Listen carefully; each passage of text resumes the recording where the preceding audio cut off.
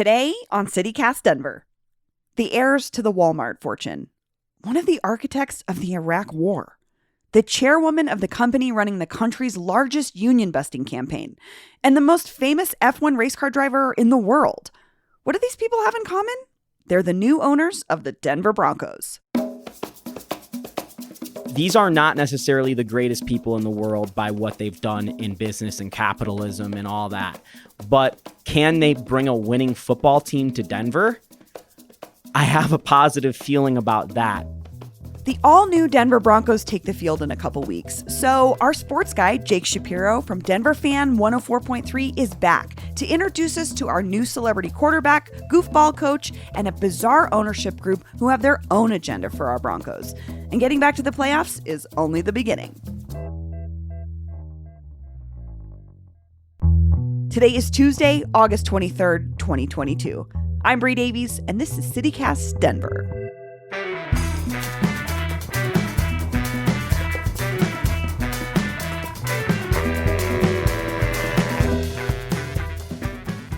Resident sports guy, Jake Shapiro, welcome back to CityCast Denver. Thanks. It's lovely to be here. A great time in the sports calendar for us working in sports because we get a little time to just nod off and get a little sleep. Oh, it's great. Well, I have a lot of questions for you because people are already talking about the Broncos, and obviously, and we had you on the show at the end of last Broncos season because they had these three huge holes to fill. They needed new owners, a new coach, and a new quarterback, and they filled them all. Let's start with the quarterback. They traded for Russell Wilson, who brought us his glamorous wife, Sierra. Tell me about Russell Wilson on the field, though. Yeah, he is still one of the better quarterbacks in the NFL. Last year, his stats were a little bit down because he faced a hand injury towards the end of the season. But as recently as a few years ago, ESPN named him the second best player in the entire NFL, let alone just this quarterback position.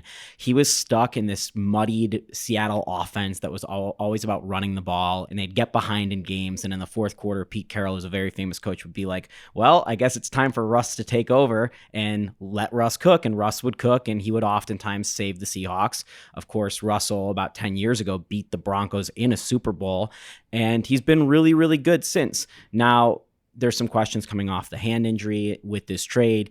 His age, is he still in his prime? And what we've seen from a couple quarterbacks around the NFL, like Aaron Rodgers and Tom Brady, is they've had second primes. And most of them have done it by getting better at throwing middle range and short range passes. And that's one of the areas Russell Wilson could get a lot better in. And that's one of the areas they've been focusing on practice. So the hope is here in Denver that Russ can slightly change his playing style and turn into a different version of himself, but still a really, really elite quarterback. Right now, I would say he's great, but he's not elite. Let's talk about the coach. I'm told his name is Nathaniel Hackett. That's all I know about him. What is he bringing to the Broncos? For those who are a little bit more casual, who have not heard him speak or been around him yet, he is going to be a character you follow. And as long as the Broncos are good, you're going to love, because he is a wacky dude. He's a younger dude. He talks like an actual person, not like a football coach. I mean, I think anytime, you're with a team and then you go to another team, there's always that excitement. Everybody, it's kind of like you never know what you had until it's gone.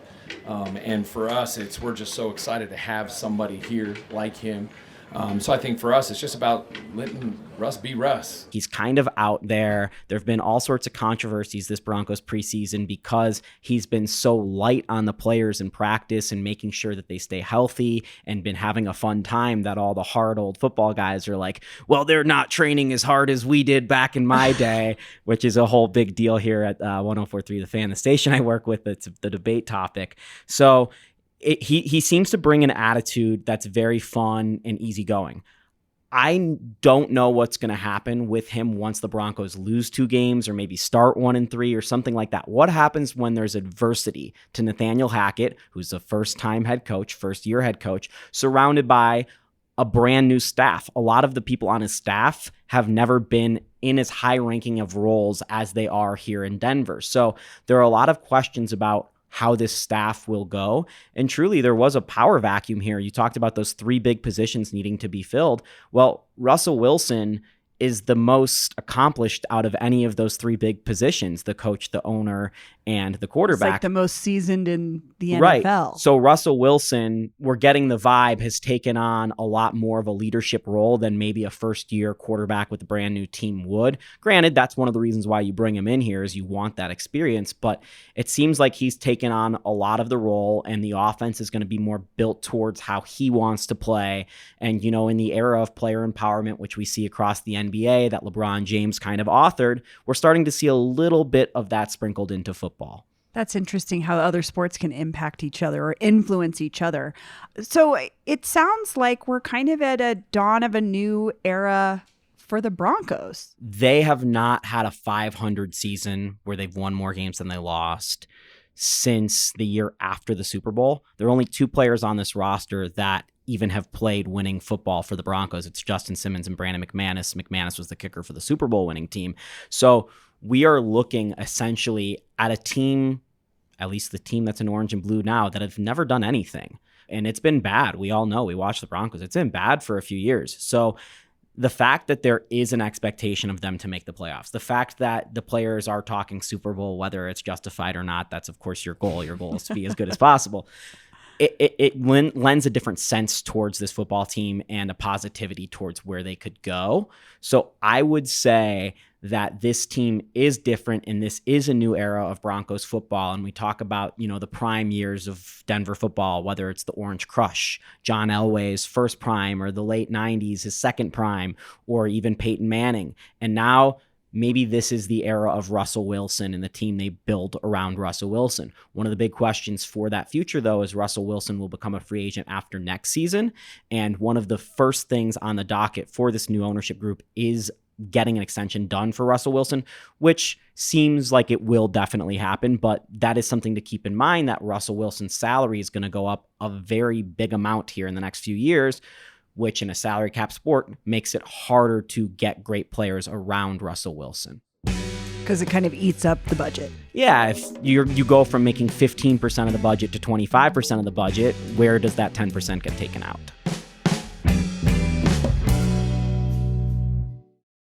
Are you still quoting 30-year-old movies? Have you said cool beans in the past 90 days? Do you think Discover isn't widely accepted? If this sounds like you, you're stuck in the past. Discover is accepted at 99% of places that take credit cards nationwide. And every time you make a purchase with your card, you automatically earn cash back.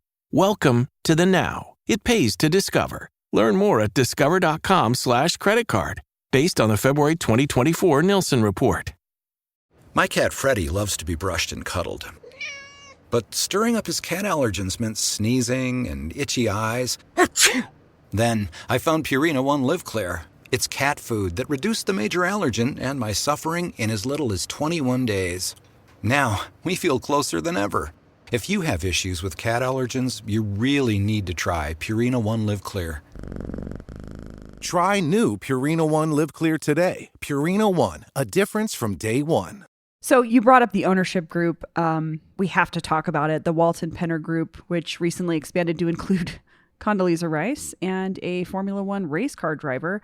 I mean, I read an editorial today from Colorado Newsline from Quentin Young calling out our journalism community for not talking about who this ownership group is. Like, you know, basically he's saying Condoleezza Rice is a war criminal. And Rob Walton owns a company that has essentially decimated workers' rights across the country.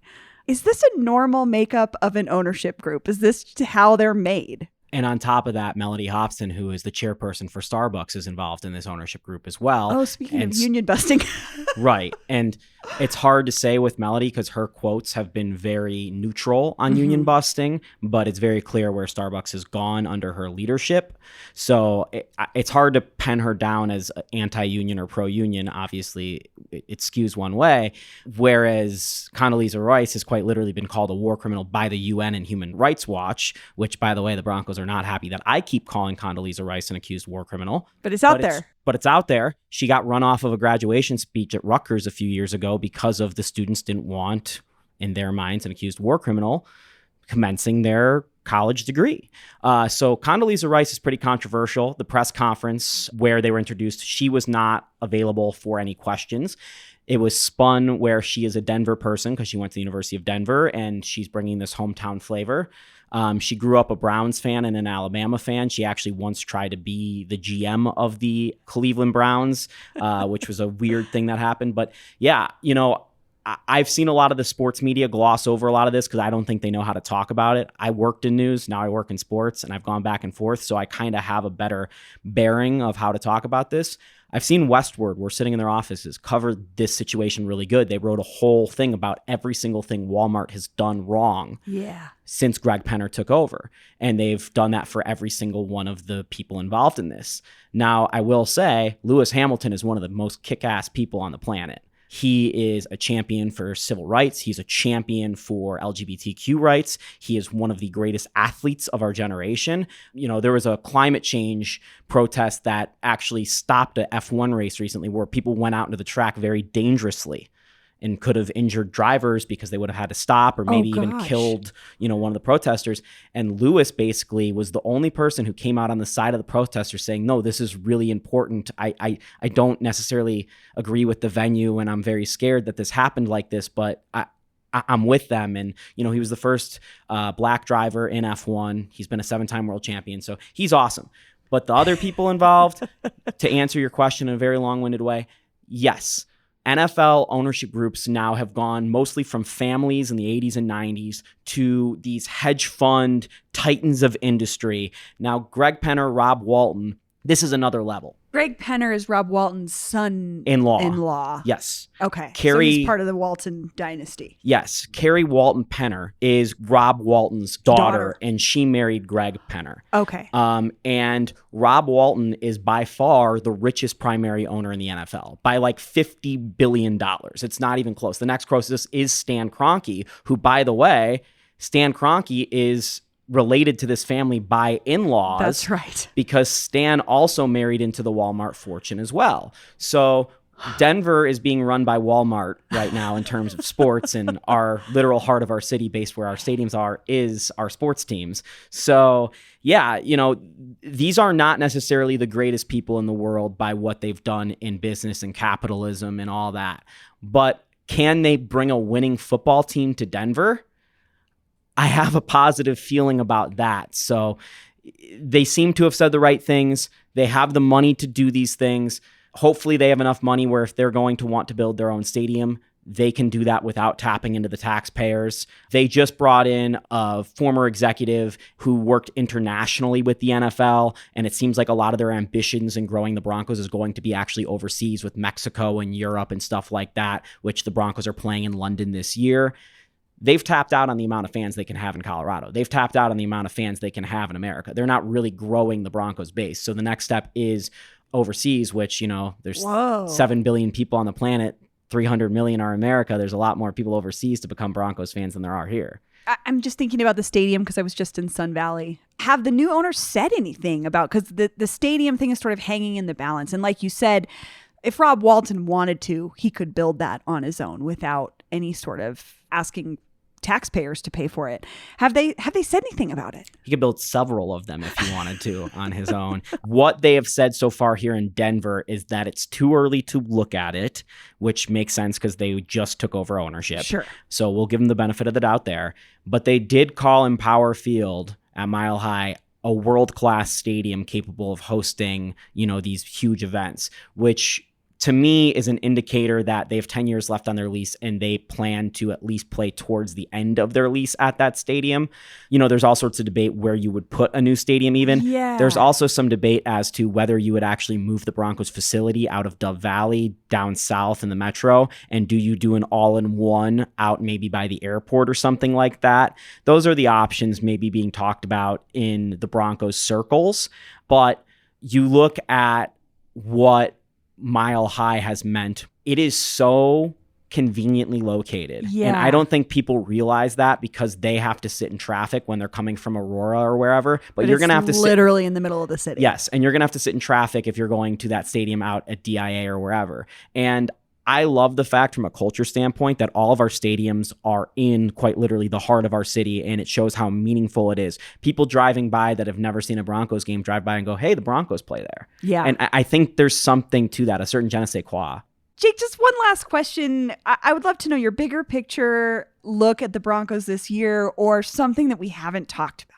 I think when you talk about the Broncos and the change of ownership, we can't overlook how important Pat Bowlen was and the Bowlen family was to the Broncos and what type of impacts they had in the NFL. Bowlen was one of the pioneers of these TV deals, which stadiums, a lot of fans go there, but they're just glorified TV venues studios now. They're studios, right? So it's all TV money, and Bowlen was one of the first to realize this. So Bowlen kind of revolutionized the NFL. Obviously, he cared so much about the Broncos. What is interesting, again, is his net worth was basically entirely tied to the Broncos. It was one and the same.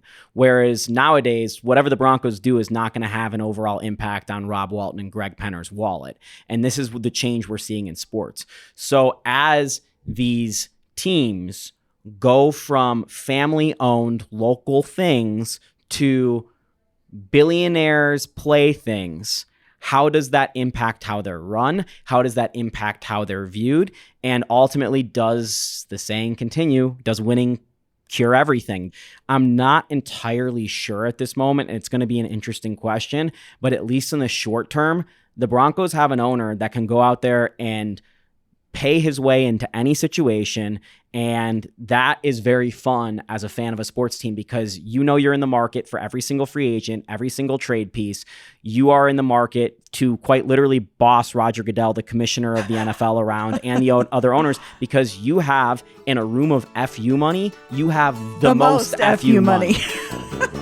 I love it. Okay, Jake Shapiro, thank you so much. Thank you. And here's what else Denverites are talking about. Fresh off the Colorado Avalanche's Stanley Cup win, veteran center and fan favorite Nazem Kadri has decided to take his talents to Alberta. Kadri played for Colorado since 2019, but only this past year did he break out with 28 goals and 59 assists in 71 regular season games. Kadri signed a big new deal with our conference rival, the Calgary Flames, last week, so we'll see him back in town a few times per season. Republican State Senator Kevin Priola announced yesterday that he is switching parties ahead of the November election. He explained in a public letter that he, quote, cannot continue to be part of a political party that is okay with a violent attempt to overturn a free and fair election. The Colorado Sun reports that the move should help Democrats retain control of the state Senate in November's election. It's unclear how a pro-life Democrat like Priola will fit into the Democratic majority, but I guess we'll see. That's all for today here on CityCast Denver. If you enjoyed the show, why not take a minute to tell accused war criminal Condoleezza Rice about us? Rate the show wherever you get your podcasts and subscribe to our morning newsletter. We'll be back tomorrow morning with more news from around the city. See you later.